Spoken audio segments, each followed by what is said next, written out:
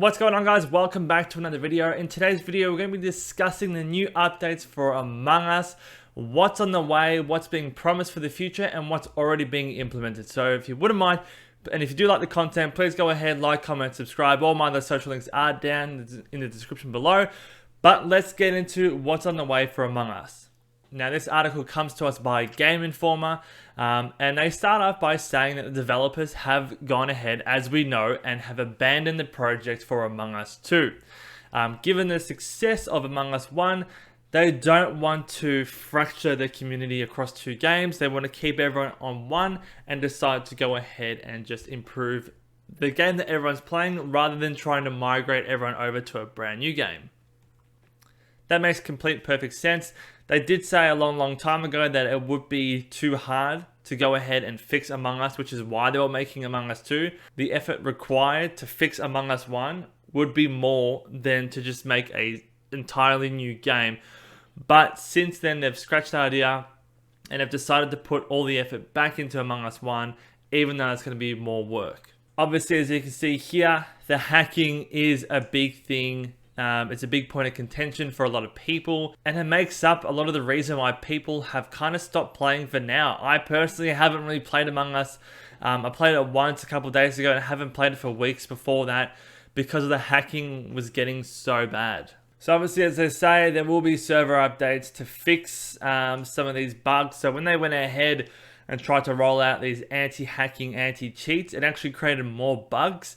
So the key here is to go as slow as possible. It is a slower process, but as they say here, rushing anti-hacks is what caused the bugs in the first place. So cleaning things up is a slower process. Rest assured that any threats made by the game are false and your devices and data are safe. If you see a hacker, ban them or find a different room. So they are working on anti-hack updates. No idea when they will be coming out, but they will be slowly rolled out. As I discussed in my previous video, there is a way to add anonymous voting so people can't see who's voting for who. It just has a grayed out icon. They talk about different taskbar modes. So you have always, which appears like normal. You have in a meeting, so the bar only updates during the meeting. Or you have invisible mode, where the taskbar is removed entirely. So one of the common points of support that people have is, oh, watch me, I'll do a task and the taskbar will start to increase.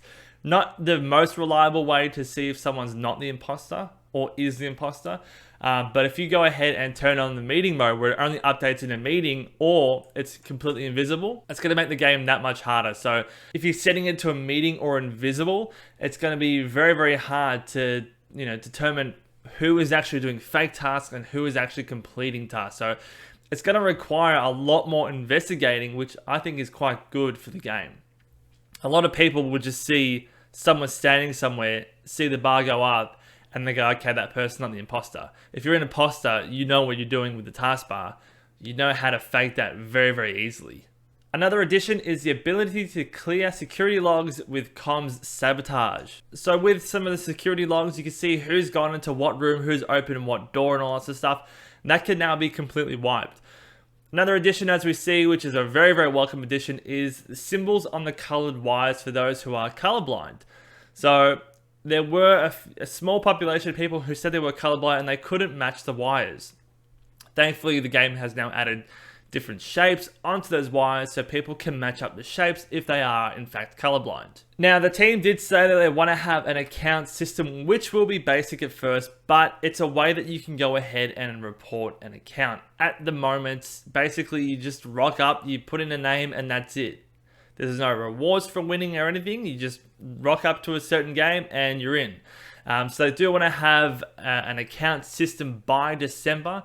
And this will allow players to report toxic people on their accounts or people who are hacking on their accounts.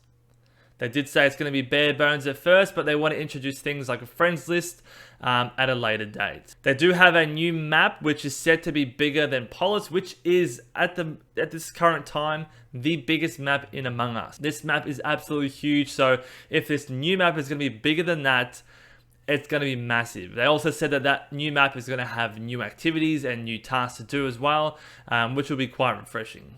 They are looking to improve their translations and localization systems because at the moment it's very, very basic, and apparently some of the translations from language to language is pretty abysmal. And as we said, colorblind support, we'll continue to monitor to see how it performs, and I'm sure they're going to be adding in new improvements if certain issues come up. So guys, that's the video. Hopefully you liked it. If you did, like, comment, subscribe, all that good stuff. Let me know what updates you want to be implemented into the game, whether you want new maps, new activities, or certain bug fixes or anything like that. Let me know in the comments down below what you want to see in the next few updates for Among Us. As always, guys, thank you so much again for watching. All my social links are down in the description below. Take care, stay safe, and I'll see you in the next video. All right, bye.